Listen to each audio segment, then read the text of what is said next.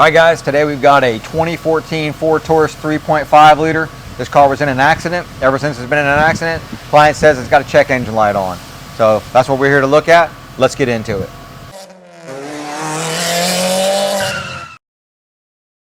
Alright, Andy, what do we got on this thing? Well, we went ahead and did a pre-scan on all the systems, and I can see we got some cam to crank correlation codes on our favorite 3.5 liter here. Little concerning that the client states that the light came on after the accident. Yeah. We did lift the vehicle up. I did a quick visual. I don't see anything. The balancer doesn't look replaced. It doesn't look like there was any frame rail damage. So I think we're gonna have to take this out and do a good analytical test drive. Okay.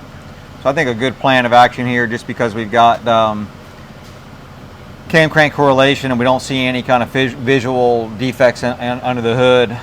Let's go ahead, let's get the E-scan in it. Let's do a VE test on it. Let's look at fuel trims. Let's get an idea of how the engine's doing as far as breathing goes, things like that. Just to give us a path to go down. If everything's good there, then we might have to go down some wiring issues or something like that. But let's again, let's not go chasing things just because we hear that this light came on ever since it's been in an accident. Let's not go, going down rabbit holes. Let's go the same way that we would normally do. Okay, so let's see that the engine runs good and all that first. Let's follow the data is what we're gonna do. We're not gonna go assuming that body shop did something wrong or something like that. We're gonna follow the data and we're gonna get to the answer at the end. So data-driven diagnostics. That's it. So we're going to get the E-scan in it. We're going to get it ready to go. We want to test drive, and then we'll get back with you. All right, guys. So we're out on the road. We got the E-scan hooked up. We're doing a fuel trim test on it. So we're looking at long-term and short-term fuel trims. We're going to look at it through all the different load ranges. So it's a great feature of this tool to be able to do this. We see a visual representation of that. So let's get an idea. We're about to be where we can give it some gas here and go through all the different ranges. This won't take very long. We're close to the shop right here, but we want to be able to accelerate and stuff. So you can definitely feel a lack of power right now. Well, fuel trims went down on one cell. Looks like they went down a little bit. This car did not accelerate. So Andy just tried to accelerate. This car just kind of it's not wanting to go. It's not falling on its face per se, but it's definitely not accelerating. So again, what was the client's complaint? Check engine light. They didn't mention anything about a drivability problem. This car clearly has a drivability problem. So let's go ahead and do one more pull there, Andy. That's foot to the floor. Okay.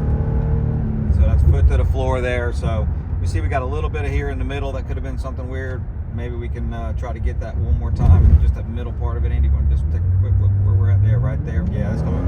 All right. That's foot to the floor. Really felt a pretty serious hesitation there. Yeah, I definitely had a hesitation there. Very low power.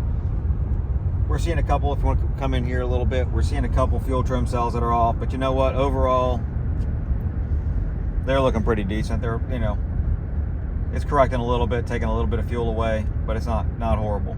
So we're going to go up and do a VE test on this car. So got all our stuff in. So we put in our engine size, we put in the temperature right now. We're at sea level. Go ahead and do that. All right, we're going to slow down just a little bit. Can't slow down. I'm going to pull into a parking lot real fast and let the cars behind us pass us, because they normally like a 1-2 shift out of this. We got one other car coming up. Yeah, I think we're good. All right. So here we go. I don't know if you guys can see. I'll try to get the glare off of it. On the foot to the floor right now, guys. All right, there's foot to the floor. We clearly have an issue.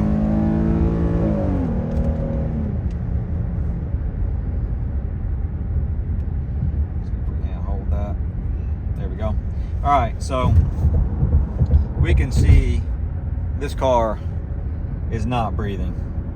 So if we look at our red trace is what this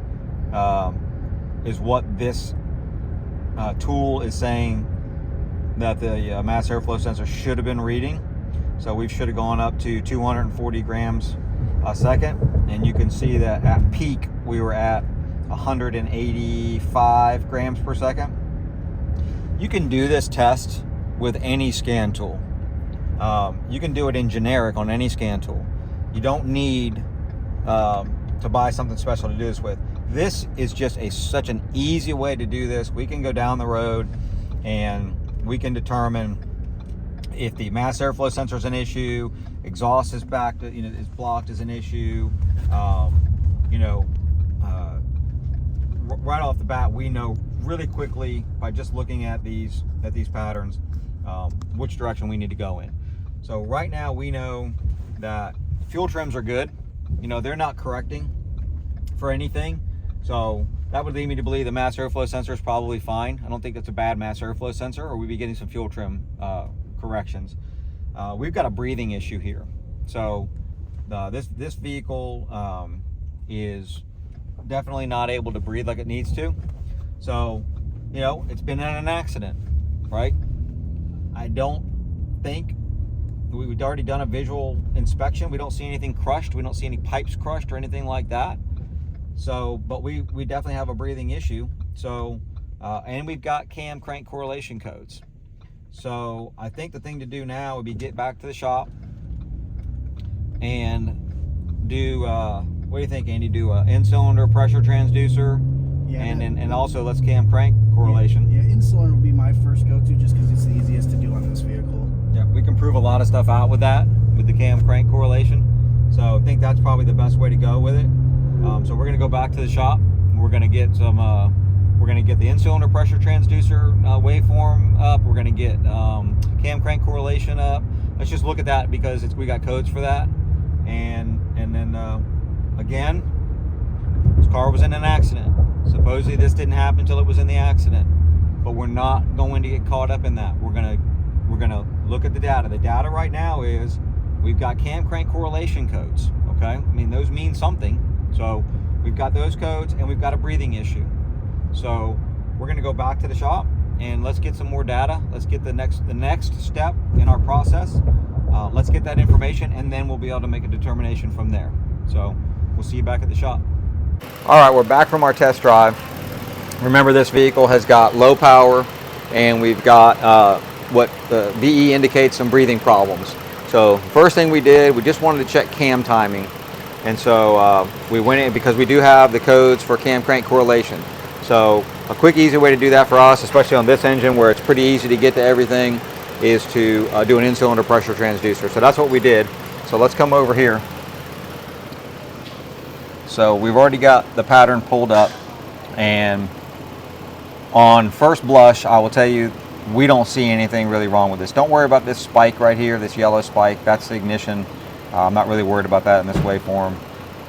But what we're looking at is the timing of this exhaust opening and this intake opening.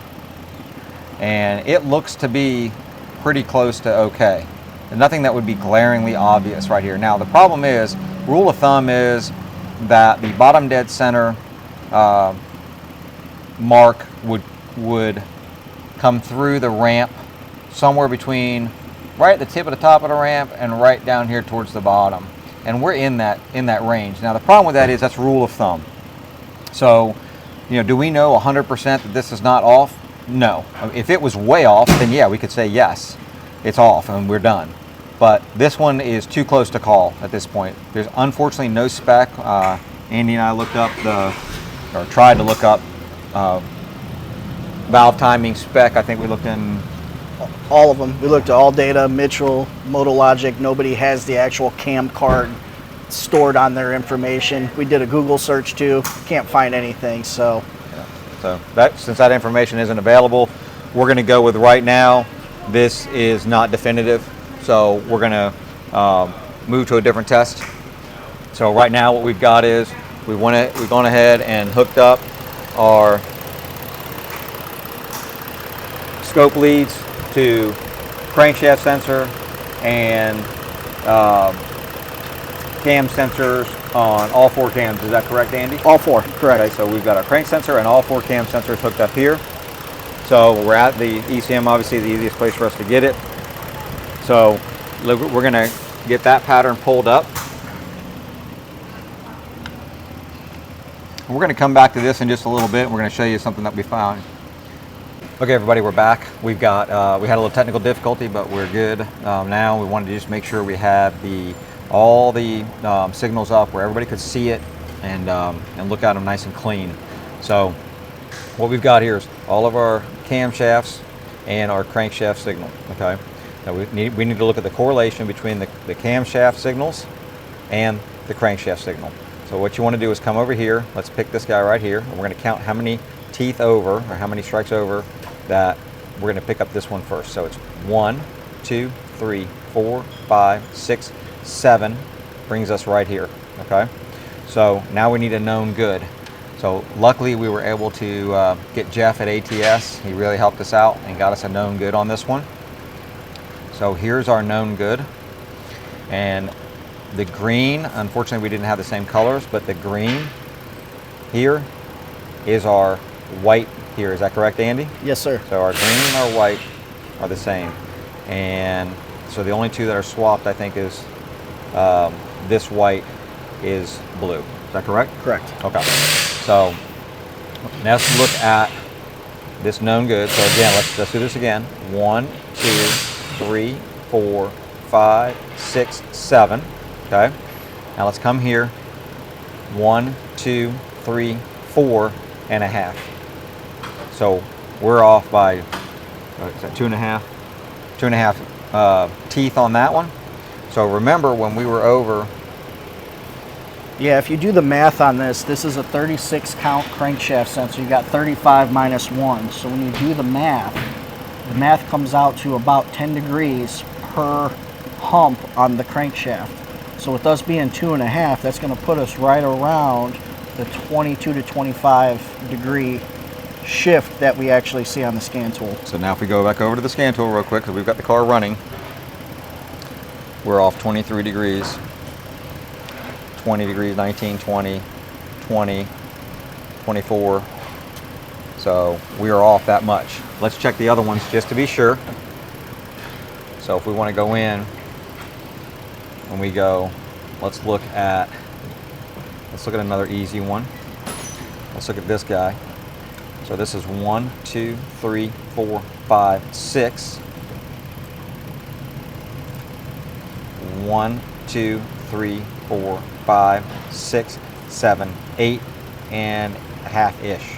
So again, 2.5 teeth. So we know that we are 2.5 teeth off on every camshaft. So every camshaft is off 2.5 teeth.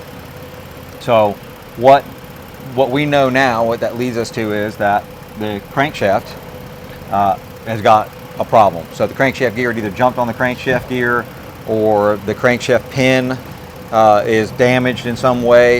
I think, Andy, you had one before you got here that really gave you... Yeah, the pin was drilled in the wrong spot. So the pin on the actual crankshaft was drilled in the wrong spot. And I remember we were on the phone for quite a while on that one, back and forth. So this is a good way to pinpoint that. The thing that kind of, just so you guys can understand where we went down a couple different paths here to get to this, was when we initially looked at this data on the scanner, it was showing the exhaust camshafts Correct. at 5 degrees. It was showing the actual camshaft position at 5 degrees. So we were thrown off by that. We went, well, okay, but both of our intake cams are showing where they're showing now at 20 some odd degrees, but our exhaust cams are showing at 5 degrees. That doesn't make sense. If we've got a crankshaft problem, it would throw them all off. So we went down a couple of different paths here to get to this, and come to find out that, and we had Ford IDS on this as well as the Snap-on scanner. They both showed exactly the same thing. They both showed 5 degrees is what those exhaust cams were sitting at actual, and they were not there. So that was a substituted value. You know, back many years ago, we used to always talk about substituted values where, you know, a module would pick up an incorrect reading, and it would just, on the scan tool, it would just throw a reading in there. It's been a little bit since I've seen one of those, to be quite honest with you. But this one clearly did that. It clearly showed 5 degrees, and it wasn't at 5 degrees because where this camshafts are now are where they have been. So, and right now, luckily on the scanner, we're showing all of them being almost equally off. So, so yeah, this is how we got here, and we appreciate Jeff at ATS giving us this known good. I'll tell you right now, if you don't, you got to have resources for known good. There's Facebook groups for known good waveforms. Pico's got a bunch of Pico's great, but you gotta be careful with Pico. You have to have your Pico scope hooked up to access their waveform library. Just a heads up to everybody out there. So you can't go grab their file and bring it down on your computer and just look at it. If you don't have Pico and you don't have the actual scope physically hooked up to your computer, you're not going to get that. So, but there's a lot of other groups. People take pictures and do stuff.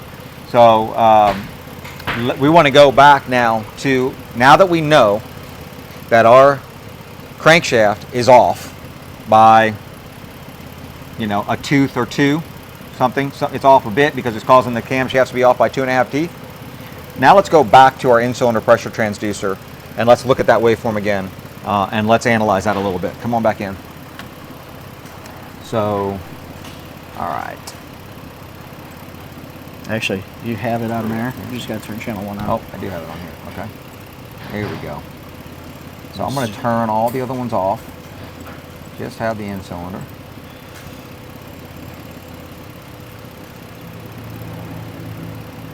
Something a little clean here.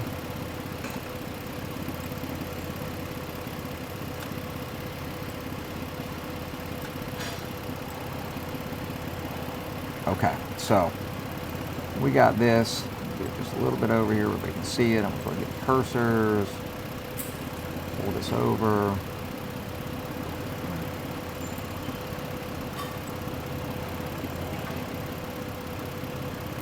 Okay. And we're going to mark camshaft. Okay, so like we looked at before, I'll make this full screen here. Does that help? So we would not think that this is off, but it's clearly off. So what we did was we went in and found a known good for an in-cylinder pressure, but the only way we could find it was on Pico. So we're going to bring that over. Big thank you to Pedro De La Torre for this one. He's the one that shared this with us. So unfortunately, it is going to be extremely difficult for me to get this to all line up, and I don't have. We played around trying to put an overlay on this Pico, and quite honestly, I got very frustrated with that. But we did get it up where we could look at it, and you're not going to be able to see it here, unfortunately. But where this exhaust pocket is, where this exhaust valve opens on this waveform, is actually shifted to the right just slightly. We didn't. If I had it on the we could put the cursors out. We could do the measurements up here, and we could find out literally exactly where it opened to the degree. But we don't need to do that. We already know what's wrong with the car.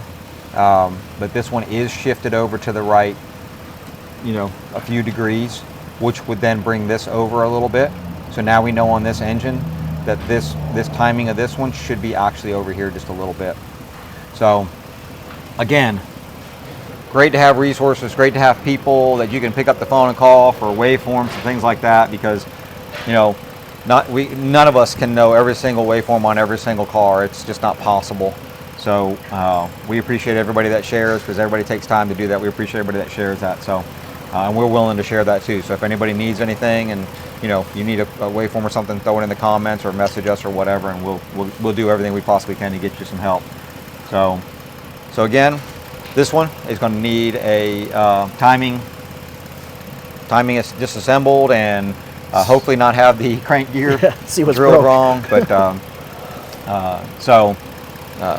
maybe something happened during the accident. This car, when it was in the accident, we can't see any reason why it would have been caused by the accident. But that's not our job. Our job is just to tell people what's wrong with it. So that's where we're at.